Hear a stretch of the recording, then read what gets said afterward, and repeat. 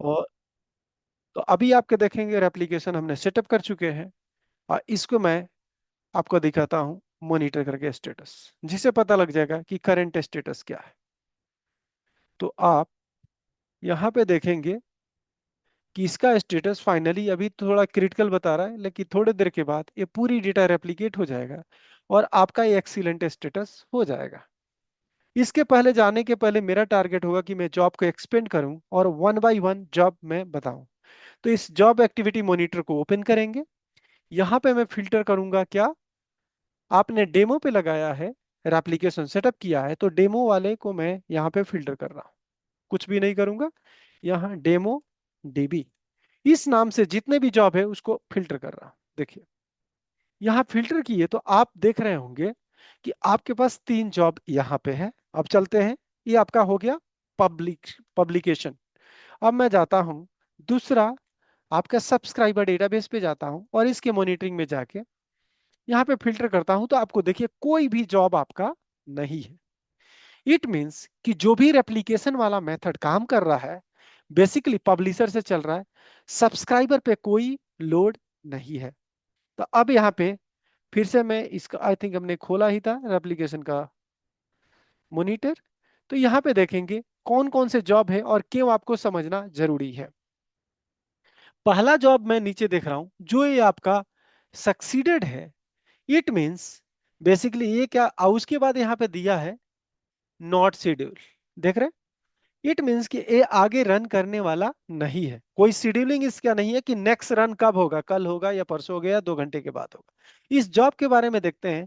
इस पे आप प्रॉपर्टी में जाएंगे, यहाँ पे देखेंगे ये क्या लिखा है, स्नैपशॉट। यानी कि जब भी आप फर्स्ट टाइम रेप्लिकेशन सेटअप हुआ है तो ये स्नैपशॉट जो चला है, और पूरी आपकी जो पब्लिशर सर्वर है उसका स्नैपशॉट इसने क्रिएट किया है।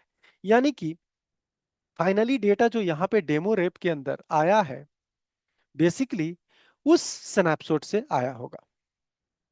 तो यहाँ पे देखिए 3 टेबल आ चुका है और उसके अंदर जो भी डेटा है आ गया होगा। थोड़ा स्लो चल रहा है,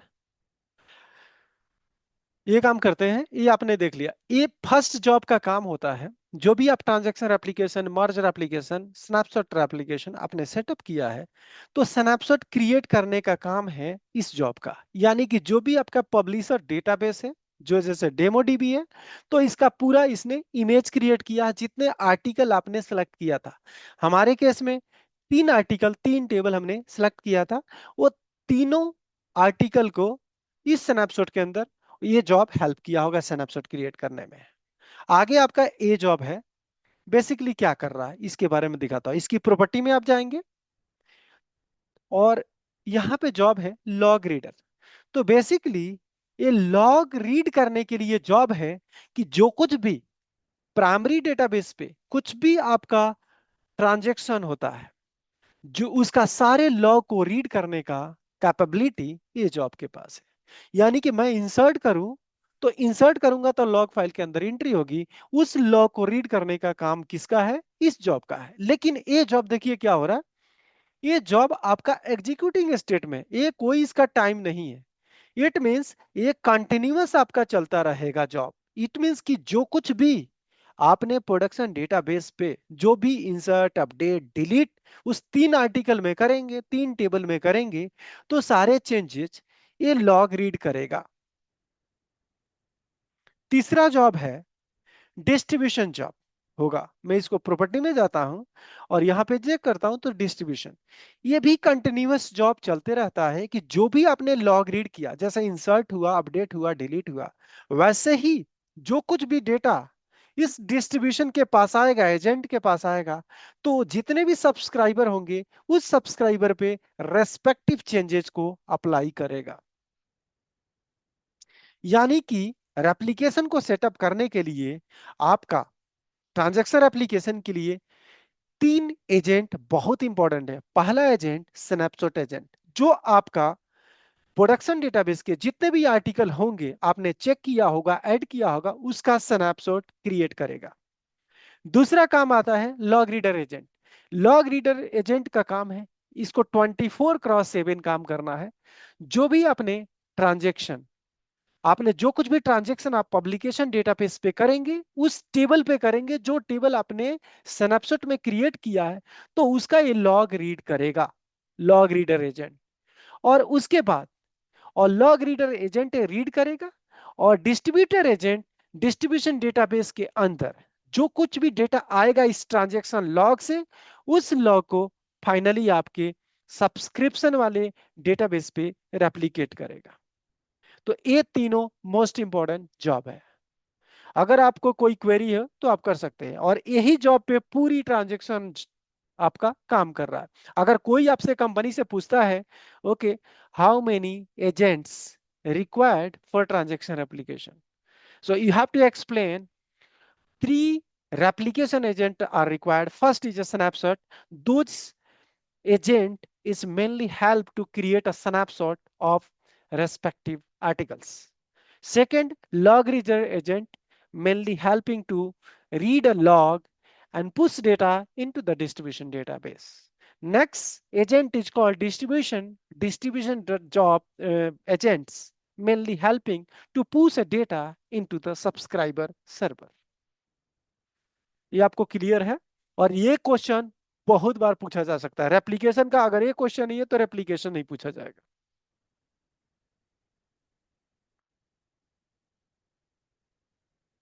हेलो, कोई क्वेरी है? तीन आपने एजेंट बताए सर, सेकंड वाला एक बार रिपीट कर दीजिए, सेकंड वाला क्या बोला आपने एक बार? ये है लॉग रीडर एजेंट, जो आपके प्रोडक्शन डेटाबेस का, जो मेन प्राइमरी पब्लिशर डेटाबेस के जितने भी आर्टिकल आपने सेलेक्ट किया, अपने केस में हमने 3 आर्टिकल 3 टेबल को सेलेक्ट किया। इट मींस कि तीनों टेबल में जो कुछ भी ट्रांजैक्शन होने वाला है उस ट्रांजैक्शन का ये लॉग रीड करेगा, और रीड करके डिस्ट्रीब्यूशन डेटाबेस के अंदर पुश करेगा। आपको पता है कि जब भी हम कॉन्फ़िगर करते हैं एप्लीकेशन तो पूछता है कि आपको डिस्ट्रीब्यूशन कॉन्फ़िगर करना है, और डिस्ट्रीब्यूशन जहां पे आपने कॉन्फ़िगर किया, अगर आप पुश करेंगे तो डिस्ट्रीब्यूशन डेटाबेस जो क्रिएट होने वाला है वो आपके पब्लिशर सर्वर पे क्रिएट होगा। अगर आप पुल किए तो उस पब्लिशर डिस्ट्रीब्यूशन डेटाबेस आपका सब्सक्राइबर डेटाबेस पे क्रिएट होगा। तो स्ट्रेट फॉरवर्ड यही है कि जो भी लॉग उस रेस्पेक्टिव आर्टिकल में होने वाला है ट्रांजैक्शन, वो सारे ट्रांजैक्शन को रीड करेगा। ओके। ठीक है सर। और ये आपको पता है डिस्ट्रीब्यूशन जस्ट लाइक डिस्ट्रीब्यूट करने का काम, उसके पास सारा मटेरियल आ गया, डिस्ट्रीब्यूट करना है। इसके पास रिक्वेस्ट आ रहा है, इसके बाद फर्स्ट टाइम स्नैपशॉट में क्या हुआ, इमेज पूरा मिल गया कि इतने आर्टिकल को मुझे इमेज बनाना है। दूसरे को मिला कि कंटिन्यूअस तुम चेक करते रहो कि ये तीनों आर्टिकल में कुछ भी चेंजेस आया है क्या, और उस चेंजेस को लाके पुश कर देना है डिस्ट्रीब्यूशन के पास। और तीसरा जॉब का काम है कि जो भी डिस्ट्रीब्यूशन के अंदर आया, जिसको डिस्ट्रीब्यूट करना है उसको उठा के सीक्वेंस वाइज, जैसे इसने फर्स्ट रिकॉर्ड इंसर्ट दिया, फिर अपडेट दिया, फिर डिलीट दिया, तो पहले इंसर्ट अपडेट डिलीट सीक्वेंसली जैसे देगा वैसे वहां पे एग्जीक्यूट होगा। ओके। तो तीनों ये बहुत इंपॉर्टेंट एजेंट्स है, इसको बोलते हैं ट्रांजैक्शन एप्लीकेशन को एग्जीक्यूट करने के लिए ये एजेंट आपको सपोर्ट करते हैं। और किसी को क्वेरी है?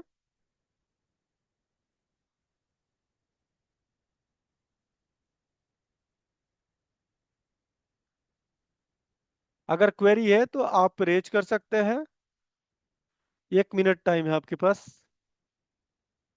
अब बात करते हैं थोड़ा और बोटलनेक, जिसे आपको पता लगे कि फाइनली ये रेप्लिकेशन काम करता है कैसे, कि डेटा कैसे मूव होता है। ऐसे क्या straight forward copy and paste होता है? तो उसका थोड़ा मैं डीप लेवल दिखाता हूं जिससे आपको पता लग जाएगा। ये आपका पब्लिकेशन सर्वर है। ओके। पब्लिकेशन सर्वर के अंदर यहाँ पे देखिए आपका डेमो डेटाबेस है।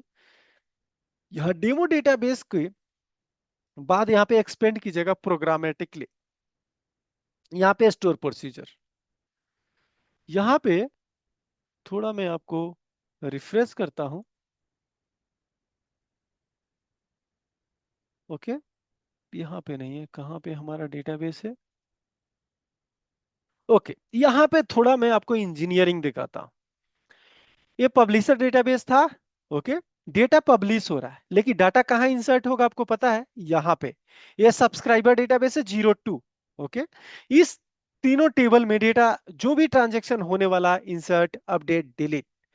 तो बेसिकली क्या है, वहां से डेटा आता है और डिस्ट्रीब्यूशन डेटाबेस कैसे काम करता है ये दिखाता हूं। यहां पे देखिए एक प्रोसीजर बना हुआ है हर टेबल के अगेंस्ट में। देखिए क्या बना है, मैं थोड़ा एक थ्योरेटिकल यहां पे समझा दूं। एक होता है INS, एक होता है UPD, और एक होता है DEL। हर टेबल के अगेंस्ट में ये तीन प्रोसीजर बने होंगे। जब भी कोई इंसर्ट करेगा तो यहां पे INS, देखिए, इंसर्ट वाला प्रोसीजर कॉल होगा। कोई अपडेट करेगा तो यूपीडी वाला प्रोसीजर आपका कॉल होगा। और कोई डिलीट करता है तो डिलीट वाला प्रोसीजर कॉल होगा। तो हर टेबल के अगेंस्ट में आपका तीन प्रोसीजर बने होंगे ऑटोमेटिकली, आप नहीं बनाए हैं। बेसिकली जब भी आपका रेप्लिकेशन ट्रांजैक्शन एप्लीकेशन सेटअप हुआ है तो ये प्रोसीजर बना है, और इस प्रोसीजर के मीडियम से डेटा आपके टेबल के अंदर जाता है। तो मैं आपको दिखाता हूं इंसर्ट वाला कैसे काम करता है। तो इंसर्ट वाला ये देखिए आपका INS है, insert department, insert imply, insert demo. तो मैं इंप्लाई को जाता हूं, इसको आप करेंगे मॉडिफाई। ओके। तो यहां पे आप देखेंगे स्क्रिप्ट बन गया, और देखिए क्या हो रहा है, इसमें प्रोसीजर ऑटोमेटिक बना है। इसका नाम है SP, stand for store procedure, MS for Microsoft, INS for insert, DBO is a schema name and implies a table। तो बेसिकली इसने प्रोसीजर बनाया है ऑटोमेटिक। इसमें लिखा है तीन पैरामीटर है, थ्री पैरामीटर, क्यों कि इस टेबल के अंदर तीन कॉलम होंगे। इस इंप्लाई टेबल के अंदर देखेंगे तो तीन कॉलम होंगे। तो एक कॉलम हो गया C1 column 1, C2 column 2 and C3 column 3। जो भी है देखिए, imply name, imply number, imply name, salary, और उसके कॉरस्पॉन्डिंग जो डेटा होंगे आपके C1 और C2 और C3 इंसर्ट हुए हैं। ओके। ऐसे ही दूसरा प्रोसीजर मैं इंसर्ट का इंप्लाई का अब देखता हूं अपडेट का। तो अपडेट का इंप्लाई का देखता हूं, तो आपको यहां पे अपडेट का आपको प्रोसीजर आ जाएगा कि अपडेट C1 C3 कॉलम, कौन सी प्राइमरी की कॉलम है, कौन सा बीट इसकी वैल्यू बन रही है। यहां पे देखिए जो कुछ भी अपडेट होगा, यहां पे जो कुछ भी वैल्यू आएगा उस हिसाब से इंप्लाई नेम, इंप्लाई नंबर और सैलरी आपके अपडेट हो जाएंगे, जो भी पी की प्राइमरी की कॉलम आएगा। दूसरा, अगर कोई एरर आएगा, यहां देखिए कितना अच्छा से लिखा है, अगर कोई एरर आएगा इफ नॉट एग्जिस्ट, बेसिकली ये रेज करेगा कंप्लेन, और ये एरर के अंदर SPMS एप्लीकेशन रेज एरर के अंदर ये रेज कर देगा एरर। ओके। ऐसे ही आपका देखिए, आपका हर केस में ये लिखा हुआ है, आप अपडेट स्टेटमेंट है और एरर आए तो एरर की एंट्री हो जाएगी। ये अपडेट का हो गया। तो इसको आपको जानने की जरूरत इसलिए नहीं है, आपको ये समझना है कि फाइनली आर्किटेक्चर क्या है, कि कैसे डाटा आपका प्रोडक्शन से, आपका पब्लिशर से डेटा सब्सक्राइबर पे कैसे जाता है। तो आप यहाँ इंसर्ट देख लिया, अब मैं चलता हूं डिलीट, इंप्लाई के डिलीट में जाता हूं, और डिलीट का प्रोसीजर ही आपका बना है। इसका नेमिंग फिर से समझा देता हूं कि आपका शुरू में देखिए आपका SP का नाम, SB stand for store procedure, MS for Microsoft, del for delete, DBO is a schema name, employee is a table name. तो जब भी डिलीट होगा तो ए वाला प्रोसीजर कॉल होगा। अब देखिए प्रोसीजर कॉल होगा, मेनली क्या होने वाला है, आपका जो होने वाला है डिलीट स्टेटमेंट चलेगा। तो यहां पे एग्जिस्ट होगा, ये दिख रहा है कि पैरामीटर एग्जिस्ट है क्या, उसके बाद प्राइमरी है, और फाइनली यहां पे आपका डिलीट स्टेटमेंट रेज होने वाला है। देखिए जो भी आपने प्राइमरी की डाला है उस प्राइमरी की के बेस पे, इंप्लाई नंबर के बेस पे ये डेटा डिलीट होगा। अगर डिलीट होने में इशू आएगा तो फाइनली वो एरर रेज करेगा, जैसे आप देखे थे कि बता रहा था record is not found into the subscriber. तो ये सारा कुछ जो ट्रैकिंग, ये होता है प्रोसीजर, सिस्टम स्टोर प्रोसीजर है जिसका नाम है system procedure, MS Microsoft. Replication, replication का है रेज एरर, एरर को रेज करो बेसिकली।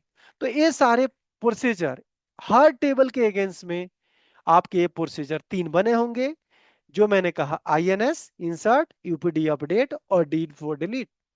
तो ये आपको मतलब जानना नहीं है, लेकिन कल के डेट में आता है कि कोई बंदा डिलीट करने आए तो मुझे क्या करना है कि डिलीट का अगर डाटा नहीं मिले तो मुझे एरर नहीं करना है, एरर नहीं रेज करना है।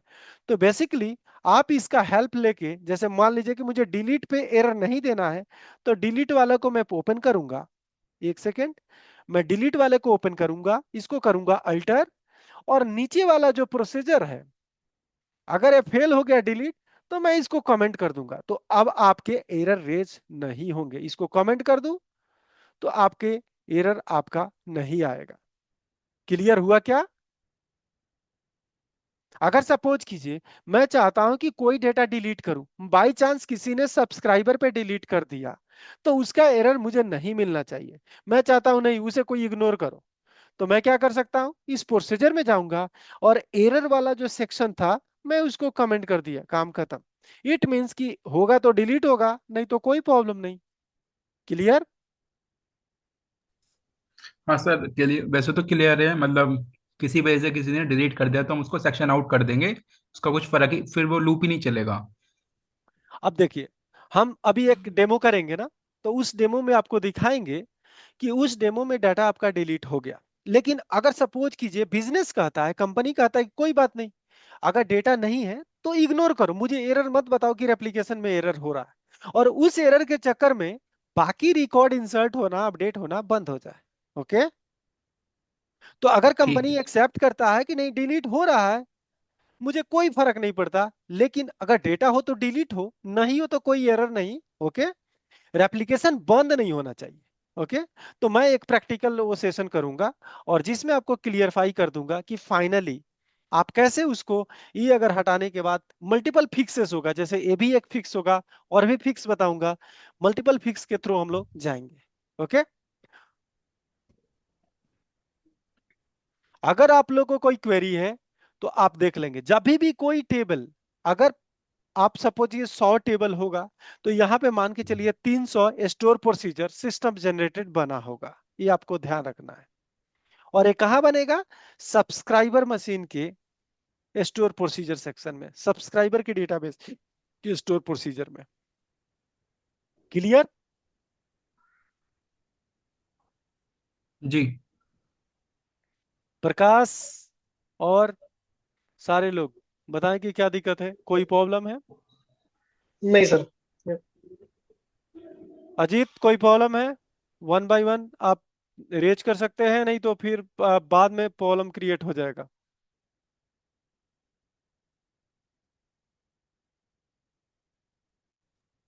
नहीं है।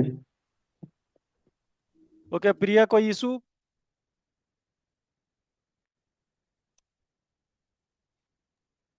सर अभी तो नहीं है, एक बार करेंगे तो फिर पता चलेगा।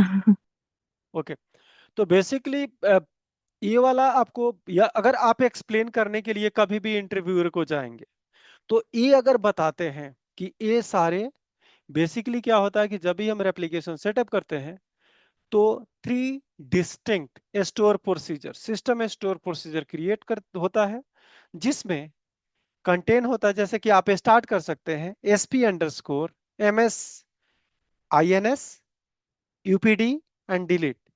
These procedures are like automatically created, and if any action will be happening on the production side, automatically procedure will be calling and then inserting, updating or deleting a data from the subscriber basically.